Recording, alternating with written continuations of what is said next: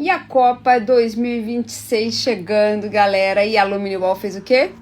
Uma bandeira de Aluminium Wall personalizada. Olha como é fácil a montagem. Ela vem com um gabarito e a gente vai unindo as plaquinhas. Sim, gente, estou pisando no painel porque o painel ele é o painel mais resistente do mundo. Inclusive, a gente já até passou com um carro em cima dele. Vocês não têm uma noção. Aí a gente está colocando uma estrutura porque o painel ele pode ser feito em qualquer estrutura. Essa é uma estrutura de metalon. E a gente vai prendendo com enforca-gato.